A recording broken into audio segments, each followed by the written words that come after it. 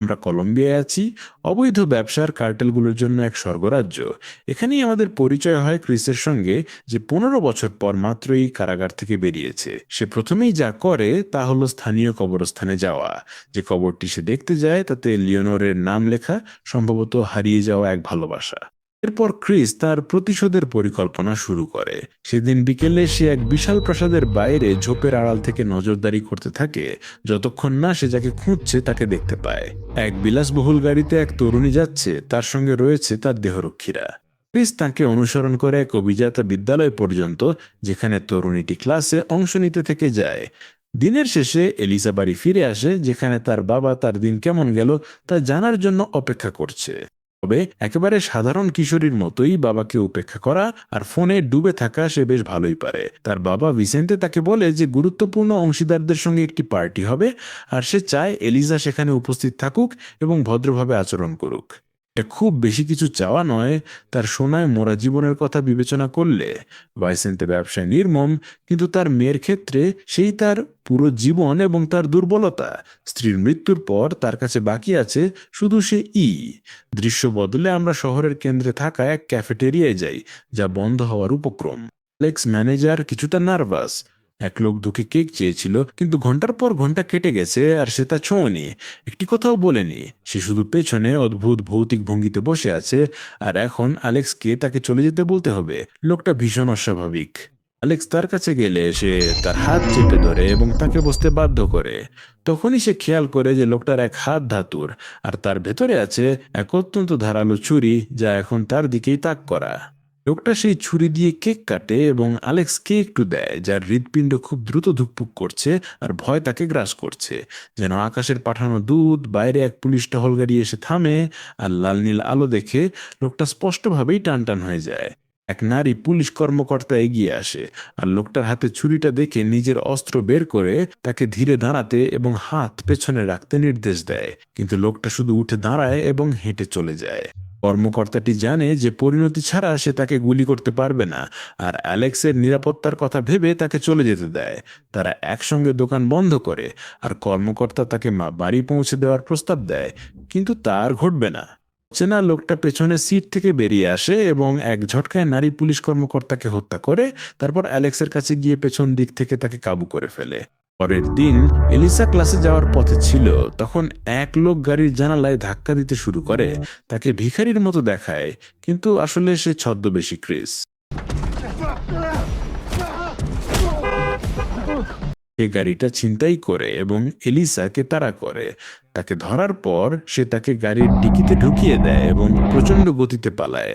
Vicente তার কর্মচারীদের কাজকর্মে ক্ষিপ্ত। দুজনেই প্লাস্টিকের ওপর দাঁড়িয়ে আছে, যেন তাদের রক্তে কার্পেট নোংরা না হয়।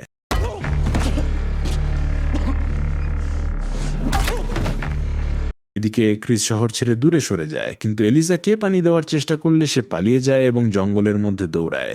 তাকে ধরে ফেলার পর ক্রিস বোঝায় যে সে তাকে আঘাত করতে আসেনি, সে তার মায়ের বন্ধু ছিল, আর তা প্রমাণ করার জন্য তার কাছে একটি ছবি আছে। ছবিতে ক্রিস, ভিসেন্তে এবং এলিসার ও প্রয়াত্মাকে দেখা যাচ্ছে। মা কথা দিয়েছিলেন ক্রিস যেন এলিসাকে খুঁজে বের করে এবং ভিসেন্তের হাত থেকে দূরে রাখে। 15 বছর পিছিয়ে যায় সেই পরিকল্পনা, কারণ ভিসেন্তের দোষেই ক্রিস কারাগারে ছিল। সে তাকে আঘাত করবে না, এটা প্রমাণ করতে ক্রিস নিজের বন্দুক এলিজার হাতে তুলে দেয়, কিন্তু তাদের এখনই যেতে হবে। বাকি সব সে পরে বুঝিয়ে বলবে। এলিজা তাকে বাধ্য করতে চায় যেন সে তাকে ফিরিয়ে নিয়ে যায়, কিন্তু ক্রিস বলেই দেয় ভিসেন্তে আর তার লোকদের হাতে ধরা পড়ার চেয়ে সে এলিজার গুলিতে মরতেই পছন্দ করবে। মেয়েটি চিৎকার আর সিটে আঘাত করা বন্ধ করে না। এতে ক্রিস ধৈর্য হারিয়ে ফেলে এবং জানিয়ে দেয় যে সেই তার বাবা। ভাইসেন্তের ডান হাত নিক কুয়ারভোকে, সেই ধাতব হাতওয়ালা লোকটিকে ফোন করে জানায় যে তার কাছে তার জন্য একটি খবর আছে। পাহাড়ি এলাকার এক ক্যাফেটেরিয়ায় ক্রিস তার ঘটনার সংস্করণ এলিসাকে বলে। সে নিশ্চিত যে ভিসেন্তে তার মাকে হত্যা করেছে, আর এলিসা যে হীরার হার পরে আছে সেটি ছিল তারই দেওয়া উপহার। হঠাৎ একটি বন্দুক দেখা দেয়, আর কয়েকজন লোক তাদের ঘিরে ফেলে। তারা ক্রিসকে বলে যে কি হতে যাচ্ছে তা স্পষ্ট। এলিসা তাদের সঙ্গে যাবে আর সে সেখানেই থাকবে। সে কিছু করার চেষ্টা করলে তারা তাকে মেরে ফেলবে। ক্রিস তাদের ভয়ঙ্কর শাস্তি সময় দেয় না এবং সঙ্গে সঙ্গে আক্রমণ করে, কিন্তু লোক সংখ্যায় এসে অনেক পিছিয়ে, আর দলের নেতা এলিসাকে নিজের গাড়িতে তুলে নিয়ে যায়। ক্রিস সব সাঙ্গপাঙ্গদের সামলাতে সামলাতে অনেক দেরি হয়ে যায়। এলিসা উধাও আর তাকে অনুসরণ করার মতো কিছুই তার কাছে নেই। তাই সে আবার ক্যাফেটেরিয়ায় ফিরে আসে এবং লোকগুলোর একজনকে নির্মমভাবে মারতে শুরু করে, যতক্ষণ না সে স্বীকার করে এলিসাকে কোথায় নিয়ে যাওয়া হচ্ছে। লোকগুলো এলিসাকে এক ব্যক্তির কাছে নিয়ে যাচ্ছে যাকে তারা বলে কুইদাদর। সে তাকে দিয়ে পুরস্কারের টাকা তুলতে চায়। অল্প পরেই গুলির শব্দ শোনা যেতে শুরু করে, আর ক্যামেরার মাধ্যমে আমরা দেখি কিউয়েরভো সবাইকে হত্যা করছে। সে পুরস্কারের টাকাটা চায় আর রক্তের স্রোত বইয়ে দিচ্ছে। প্রতিটি লোককে হত্যা করার সঙ্গে সঙ্গে কুয়েরভো কুইদাদোরের আরো কাছে পৌঁছায়, আর এলিসা বুঝতে পারে খুব দেরি হওয়ার আগেই তাকে সেখান থেকে বেরোতে হবে। তাই সে বৃদ্ধ লোকটিকে অজ্ঞান করার সিদ্ধান্ত নেয় এবং নিজের চেষ্টায় পালায়। যখন কুয়েরভো নারী পুরুষ কাউকেই হত্যা করতে দ্বিধা করছে না, অল্প সময়ে আর কেউ বাকি থাকে না। সৌভাগ্যবশত ক্রিস এসে হাজির হয় নিজের মেয়েকে ফিরিয়ে আনতে বদ্ধপরিকর, কিন্তু আগে তাকে লোহার হাত আর অতিমানবীয় শক্তিওয়ালা লোকটিকে হারাতে হবে। ক্রিস তার সব শক্তি দিয়ে সেই দানবাকৃতির লোকটিকে আঘাত করে, কিন্তু কিছুই যেন কাজ করছে না। কুয়েরভো এলিসার পিছু ধাওয়া করতেই থাকে, আর ক্রিস শুধু তাকে যতটা সম্ভব বিলম্বিত করার চেষ্টা করে। শেষে ক্রিস চিৎকার করে বলে, পালাও আর আমাকে ভুলে যাও। ঠিক সেই মুহূর্তে কুইদাদোর এক বিশাল রাইফেল নিয়ে হাজির হয়, আর চারদিকে পুরো বিশৃঙ্খলা তৈরি হয়। ক্রিস এই সুযোগে পালাতে চায়, কিন্তু কুয়েরভো তাকে ধরে ফেলে এবং হারিয়ে দেয়। যখন সে তাকে শেষ করে দিতে যাচ্ছে, তখন এলিসা হাজির হয়। তরুণীটি কোনোভাবে একটি গাড়ি চুরি করতে পেরেছে, আর সে জোরে কুয়েরভোকে ধাক্কা মেরে তাকে লড়াইয়ের বাইরে ছিটকে দেয় এবং তার বাবাকে বাঁচায়। বাবা আর মেয়ে শহরের দিকে দৌড়ায়, কিন্তু ক্রিস আহত। সেই ধাতব আঘাতে হয়তো তার একটি পাঁজর ভেঙে গেছে এবং শ্বাস ফিরে পেতে তার একটু সময় দরকার। এদিকে কুয়েরভো নিজের ক্ষত বেঁধে ফেলে এবং ক্রিস আগেই যেদিকে পালিয়েছিল সেই দিকেই রওনা হয়। সেখান থেকে খুব দূরে নয়, ক্রিস এলিজাকে তার মাকে শেষবার দেখার কথা বলে। সে কারাগারে তাকে দেখতে এসেছিল এবং স্বীকার করেছিল যে ভিসেন্তে তাকে দমবন্ধ করে রাখছিল, তার পুরো জীবন নিয়ন্ত্রণ করছিল, আর সে আর তা সহ্য করতে পারছিল না। সে এলিসাকে নিয়ে পালানোর পরিকল্পনা করেছিল, কিন্তু সফল হয়নি। 3 সপ্তাহ পর ক্রিস তার মৃত্যুর খবর পায়। কুইদাদোরের ক্যাসিনোতে ভিসেন্তে কুয়েরভো যে ধ্বংসযজ্ঞ চালিয়েছে তা দেখে এবং নার্ভাস হয়ে পড়ে। সে কখনোই তাকে ডাকেনি, আর এখন প্রকাশ পায় যে নিক তার পেছনে লুকিয়ে কাজ করছে। অন্যদিকে এলিজা পালানোর ক্লান্ত। ভিসেন্তের সাথে তার জীবন নিখুঁত ছিল। ক্রিস সত্যি বলছে কিনা সন্দেহ হওয়ায় সুযোগ বুঝে সে গাড়ি চুরি করে তাকে ফেলে পালায়। ঠিক তখনই কুয়েরভো হাজির হয় এবং তাকে তাড়া করতে শুরু করে, যতক্ষণ না এলিসা একটি পাবলিক ফোন ব্যবহার করার চেষ্টা করার সময় সে তাকে ধরে ফেলে। তরুণীটি বাড়িঘরে সাহায্য চাইতে চেষ্টা করে, কিন্তু ওই জায়গাগুলোতে কেউ কাউকে সাহায্য করে না, আর সবাই তার জন্য দরজা খুলতে অস্বীকার করে। ক্রিস কুয়েরভোর গাড়ির কাছে পৌঁছে যায়, কিন্তু ততক্ষণে সে এলিসার পাশে, আর সেই একই উন্মাদ বক্তৃতা দিচ্ছে যা সে সেদিন রাতে অ্যালেক্সকে দিয়েছিল। এমনকি সে তাকে একটি আপেলও উপহার দিতে চায়। কে জানে তার বিকৃত মনের ভেতর কি চিন্তা ঘুরছে। লিসাকে এক হাত বা আরেক হাতের মধ্যে বেছে নিতে হয়, তাই সে আপেলটাই বেছে নেয়, কিন্তু সেটি তার মুখে থুতুর মতো ছুঁড়ে দেয় এবং পালিয়ে যায়। ক্রিস তাকে বাঁচাতে এসে পৌঁছায় এবং গুলির লড়াই শুরু হয়।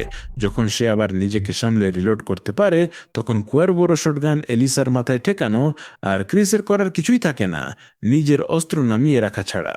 সাইকোপ্যাথ দুজনকেই কাবু করে এবং রাস্তার মাঝখানে ক্রিসকে মেরে ফেলার পরিকল্পনা করে, কিন্তু তার আগে সে তাকে প্রচন্ড যন্ত্রণা দিতে চায় শুধু নিজের বিকৃত আনন্দের জন্য।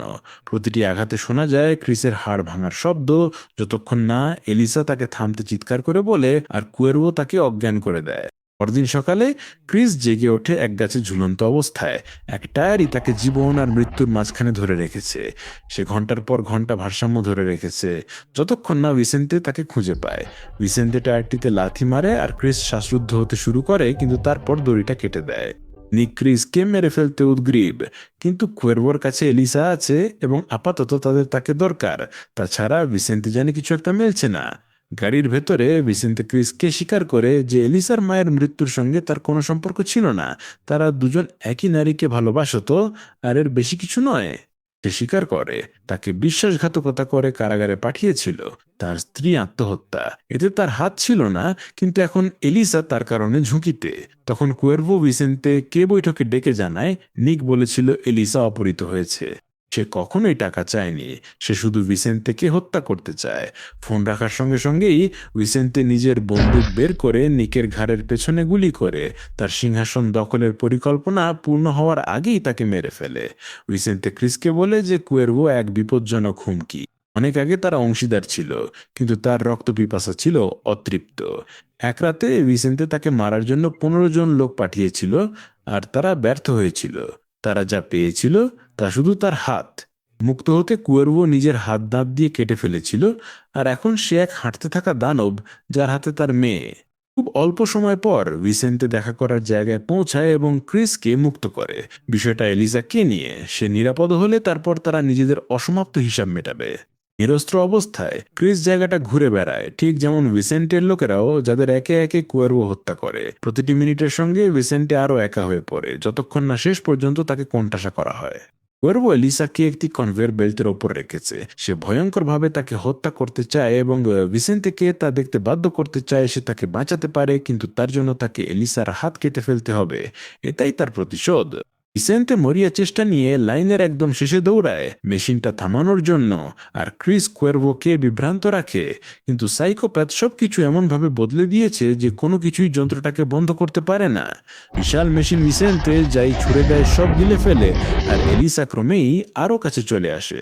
শেষ লড়াইয়ে ধাতব মুষ্টির প্রতিটি আঘাত ক্রিসকে ভীষণ কষ্ট দেয়, কিন্তু নিজের মেয়ের জীবনের জন্য লড়তে গিয়ে সে পিছু হটতে পারে না। লড়াইয়ের সময় কুয়ের্ভো ক্রিসকে স্বীকার করে যে এলিজার মায়ের মৃত্যুর পরিকল্পনা করেছিল নিক, আর সে প্রতিটি সেকেন্ড উপভোগ করেছিল। আবার বেল্টের দিকে ফিরে সময় ফুরিয়ে আসছে, আর ভিসেন্তে ভাবছে কুয়ের্ভো যা চায় তাই করবে কিনা, এলিজার হাত কেটে ফেলবে। রাগ আর প্রতিশোধে উজ্জীবিত হয়ে ক্রিস সর্বশক্তি দিয়ে লড়ে, কিন্তু কুয়ের্ভো অনেক বেশি শক্তিশালী এবং সে ক্রিসের পেটে ছুরি বসিয়ে দেয়। তারপর সে ভিসেন্তের কাছে ফিরে যায় এবং তাকে চেপে ধরে, যাতে সে দেখতে পারে তার মেয়ে কিভাবে হাজার হাজার টুকরোয় পরিণত হয়। মারাত্মকভাবে আহত ক্রিস এলিসাকে চিৎকার করে বলে, হিরেগুলো ব্যবহার করো। তরুণীটি হাতটি চেইনের ওপর রাখে। এগুলোর কঠোরতায় মেশিনের ত্রুটি তৈরি হয় এবং চেইন ছিঁড়ে যায়। একসঙ্গে ভিসেন্তে আর ক্রিস ঝাঁপিয়ে পড়ে কুয়ের্ভোর ওপর এবং তাকে কিনারা দিয়ে নিচে ফেলে দেয়, কিন্তু সে ভিসেন্তে কে আঁকড়ে ধরে এবং তাকে সঙ্গেই টেনে নিয়ে যায়। ছবির শেষ হয় বাবা আর মেয়ের আলিঙ্গনে, মৃত্যুর খুব কাছে পৌঁছে যাওয়ার পর। অল্প কিছুক্ষণ পর ক্রিস তাকে তার মায়ের আসল কবরের সামনে নিয়ে যায়, যাতে তারা তাকে বলতে পারে যে সে তার প্রতিশ্রুতি পূরণ করেছে। এখানেই শেষ হলো অ্যাকশনে ভরপুর এই গল্প। আপনি যদি এরকম আরও সারসংক্ষেপ দেখতে চান, তবে স্ক্রিনে দেওয়া এই ভিডিওগুলোর যে কোনো একটি বেছে নিন।